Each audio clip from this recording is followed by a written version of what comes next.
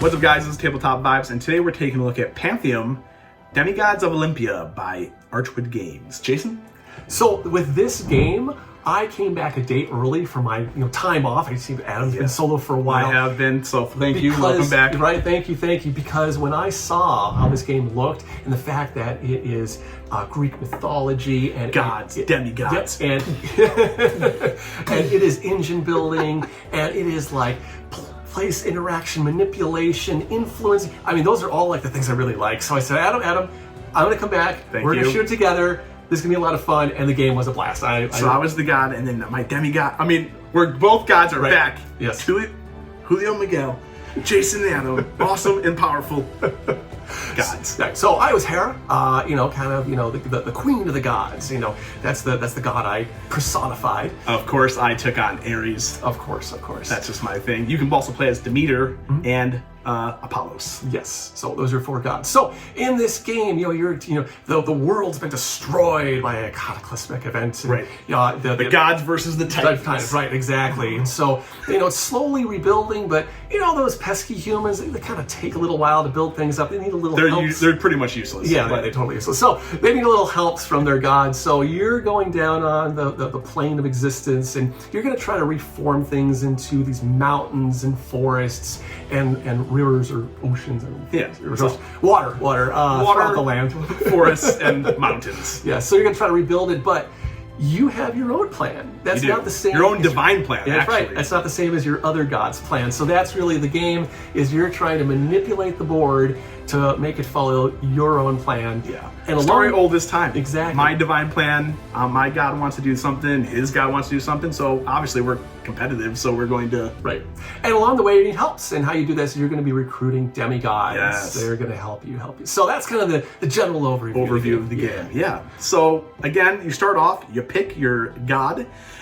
There's going to be city tiles on a 4x4 grid on the board, which is your the wasteland essentially that you're going to be rebuilding, and then you start off your turn by rolling the dice. Right, roll the dice for resources, because that's kind of elements. It's kind of what you need, to rebuild the land. You need something to start with. You do. So you're going to roll, and you're going to get 2 of different color of elements. And you're going to be placing these again corresponding to where your divine plan is, where you want to place them. Yeah. You're moving your god around to a specific location around. You can move anywhere because you're a god. You can move anywhere. Yeah. And then you place an adjacency, which can be anywhere in the 1, 2, 3, 4, 5, 6, 7, 8, 9 hex. There we go.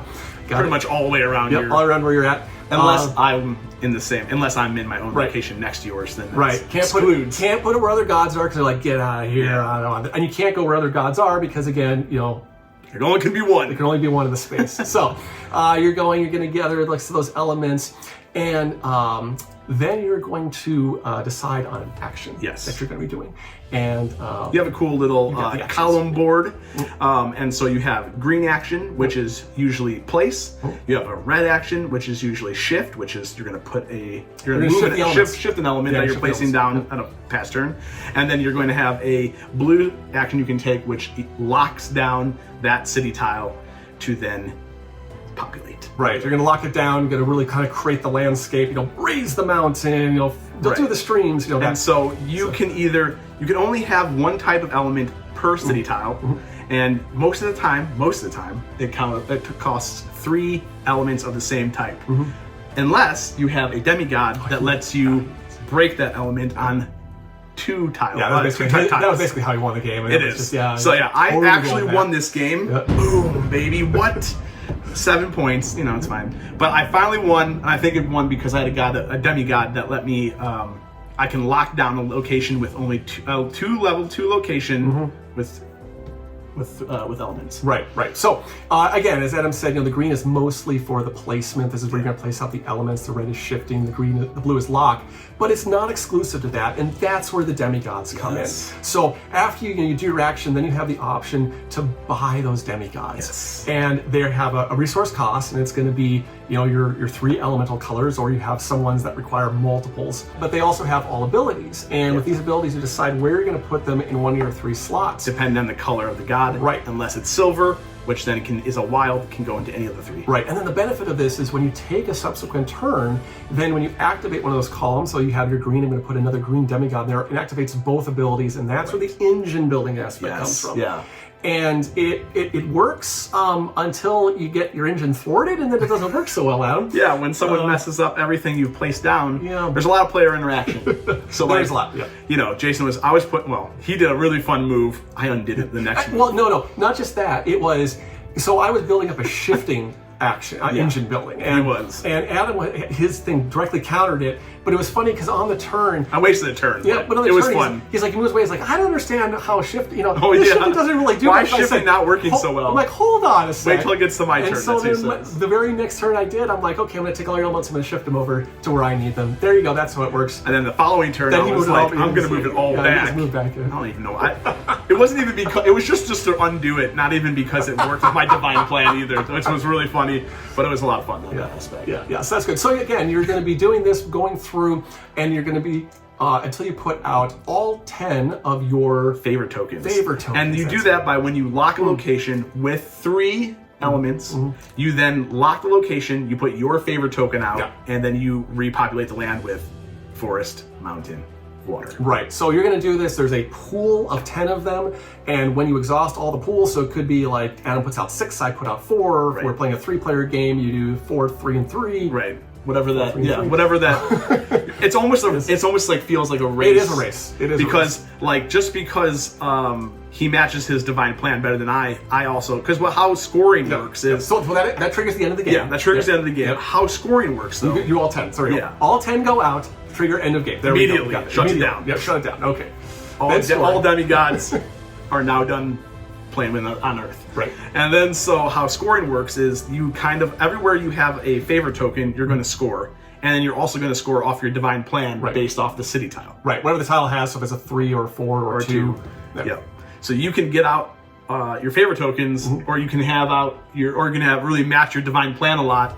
But like double dipping is with the favorite tokens. But there's also opportunity here. So there's one where he was building up a certain section that didn't match my divine plan. But I said, you know what, I can just go in there and lock it and I get those points. Doesn't match my divine plan. Sometimes. But hey, at least I get the points there. So, and that's where a lot of this game is a sort of this balance of not only a resource management, almost like a time management perspective. Yeah. Where you only have so many turns, and you have to be efficient in what you're doing. Yep. And then there's also kind of felt like almost like an Othello aspect, where you kind of build up, place these elements out, build up, and then you kind of make a big turn and shift things over, and move things around.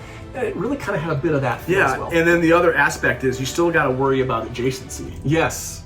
Which is huge. You have a lot of room to move until you don't. Right, and again, which is hilarious. That whole thing where you can't stay in the same spot, that hurts. And when you can't go where somebody else is, that hurts. Right, because you can't I can't shift a tile from his location that he's on because his demigod. You can't pull it from him because his god's blocking it. I can't put it there because his god's blocking it. Right. And so the more gods. So many times. Yeah. So you're almost playing like we talked about. You're kind of playing a move or two ahead. So. I want to play here, but I want to influence here, but I want to lock that place down because if I had a couple times where I built it up, Jason came and locked it down and conquered it. And I was like, I'm doing this wrong. Even though I won and I figured it out after the fact, but so you score points for that. You also score points for whoever has the highest count demigod. So each have their own points, but it's whatever the highest one is in each of your 3 columns. So if you had like a 3, a 4, and a 2, which was your highest one, each one would score each of those points. Right. And then any end game points. I know there's the one card I had was just score 2 points at the end of the game, so I got that. And then the other thing we forgot about was the epic demigods. Yeah, there's 3 epic demigods that are on the board. There's more than that in the game, but you put out 3 epic demigods. Yeah, they're expensive. Very expensive. But their abilities are really good at actually. I don't think I was behind in the game, and the one that I got, which the green one. He basically allowed me to place and then pull from the bank and put it in my bank, so I was able to. I think was it green or blue? It was green. I was able to cycle a whole lot more of the elements during the round, which is really helpful. Oh yeah, because I was not behind. And then I had a couple ones where like mine was place went out from the bank, and then the opponent gets the same thing you just placed out. Yep. So like stuff like that, because what you're doing again with the demigods is you're building up those locations and column actions, red, blue, or green, that you're taking and making it more powerful each and every turn. Right, but my absolute favorite card, which technically is not a demigod per se, I mean, I guess she sort of is, but Pandora. It's just a beautiful looking It's card. just it's friggin' gorgeous awesome. looking card. I absolutely love that card. Yeah, the art in this game when we is started the game, fantastic. and we just happened to start the game and it was out there, and I looked down, I'm like, oh, what is that? I want that. That's just so cool looking. Yeah, there's a ton of great cards. This is also a prototype, so it's still in work. The art's still in work, but like, it's beautiful. Yep. I'm excited to see what he comes up with and the final product. But it's a super cool looking game. It's a lot of fun. It's a blast. We had a good time. I won, which is awesome for finally. And welcome Jason back. That's right. I come back and he wins. Yeah. I'm rusty. Yeah. You know, he's dusting it back off. It's fine. And 0 to hero. Yeah. So definitely check out the link in the bio. Like, subscribe, comment on what your favorite and who your favorite god or mythology person is. Mine is Hades. And mine is Hercules, not for himself, but because of all of his feats. They were just so cool. And the fact that he had to use a different strategy on each one. I'm a strategic guy myself, so versatile. Oh, it was really cool. I love reading those stories. I just think Hades is fun because of the Disney movie. Whoa, is my hair out? Yeah, no, that's good. Yeah. 2 thumbs. Way. So, yeah, we're Tabletop Vibes. Thanks for watching. We'll check you next time.